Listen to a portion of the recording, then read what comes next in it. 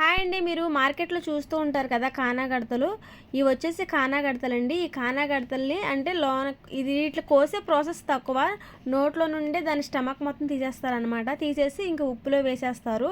ఇలా అయితే ఎండబెడతారు. ఇలా ఎండబెడితే చేప ఏమి పాడవకుండా, ముక్కలవ్వకుండా అటు ఇటు బాగా ఎండుతదనమాట. లేదంటే అంటే ఒకవైపు నెల మీద ఏస్తే ఏంటంటే పైన మొత్తం బాగా ఉడికిపోతది ఎండకి. కింద మాత్రం ఆరకుండా ఉంటదనమాట. అప్పుడేమవుతది చేప విరిగిపోవడం అది అవుతది. ఈ చేపలకి కొంచెం ఉప్పు ఎక్కువగానే ఉంటుంది. చూడండి ఎలా చాలా బాగున్నాయి కదా!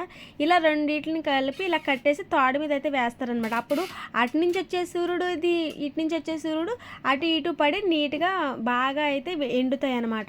లేదంటే మనం నెల మీద వేస్తే ఏమవుతదంటే కింద వైపు ఎండదు, పై వైపు ఎండిపోతది. మరలా దాన్ని తిరగేసినా సరే ఈ చేప బాగా ఉడికిపోయి ఉంటది కాబట్టి ముక్కలు ముక్కలుగా బ్రేక్ అయిపోవడం అనేది జరుగుతదనమాట.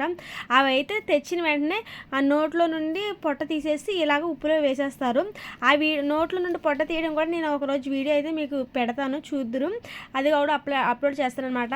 ఇలా ఉప్పులో వేసిన చేపల్ని 3 రోజుల వరకు అలాగే వదిలేస్తారు. ఉప్పు అయితే బాగా ఎక్కువగా వేస్తారు, ఎందుకంటే పాడవకుండా ఉండటానికి. ఉప్పు తక్కువ అయితే ఏంటంటే పాడైపోతూ ఉంటదనమాట. ఉప్పు ఎక్కువగా వేసి అది పాడవకుండా అలాగే పురుగులు కూడా పట్టవన్నమాట ఉప్పు ఎక్కువగా ఉంటే. ఉప్పు తక్కువగా ఉన్న చేపలకి ఖచ్చితంగా తొందరగా పురుగులు పట్టేస్తూ ఉంటాయి.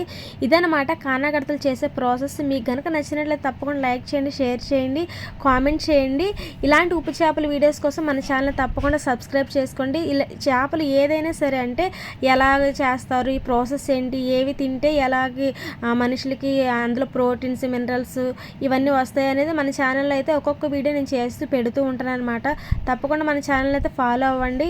మన ఛానల్ చూసేవాళ్ళు చాలామంది అయితే సబ్స్క్రైబ్ చేసుకోకుండా చూస్తున్నారు. Please do subscribe. Thank you for watching.